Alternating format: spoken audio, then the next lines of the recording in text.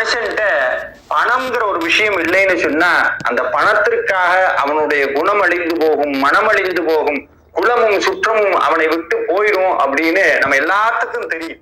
இந்த பண கஷ்டமும் வறுமையும் ஏன் ஒருத்தன்ட்ட வருது அப்படின்னா அதுக்கு வள்ளுவர் சொல்ற அவனிடத்தில் அருள் இல்லை, அதனால் அவன்கிட்ட பொருள் தங்குவதில்லைன்னு சொன்னார். நிறைய பேர் நினைச்சுக்கிறோம் பொருள் இல்லாதங்காட்டித்தான் வறுமை வருதுன்னு. இல்ல இறைவனுடைய அருள் இல்லைனாதான் வறுமை வந்து சேரும். இது அருணகிரிநாதரும் சொல்றார். எவனிடத்தில் முருகனுடைய அருள் பரிபூரணமாக நிறைகிறதோ அவனிடத்தில் ஒருபோதும் பொருளுக்கும் பணத்திற்கும் பஞ்சம் வராதுன்னு சொல்றார்.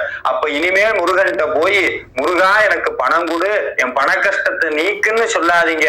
முருகா உன்னுடைய அருள் வேணும்னு கேளுங்க. என்னைக்கு நம்மளுடைய வாழ்க்கையில் முருகனுடைய அருள் பரிபூரணமாக நிரம்புகிறதோ அந்த நிமிஷமே நம்மளுடைய வாழ்க்கையில் பொருள் நம்மளை தேடி வரும். இதற்கு அருணகிரிநாதர் நமக்காக ஒரு மந்திரத்தையும் சொல்லிக் கொடுக்கிறார். கந்தர் அனுபூதியில இந்த பாடலை தினமும் காலையும் மாலையும் பாராயணம் பண்ணுங்க.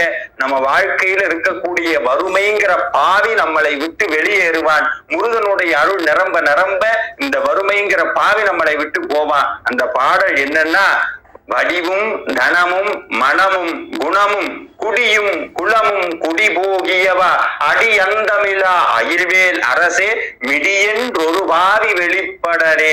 முருகனிடத்தில் இந்த பாடலை சொல்லி முருகனுடைய அருள் வேணும்னு கேளுங்க. முருகனுடைய அருள் இருந்தால் நீங்கள் கேட்கக்கூடிய பொருள் எல்லாம் தானாக வந்து சேரும்.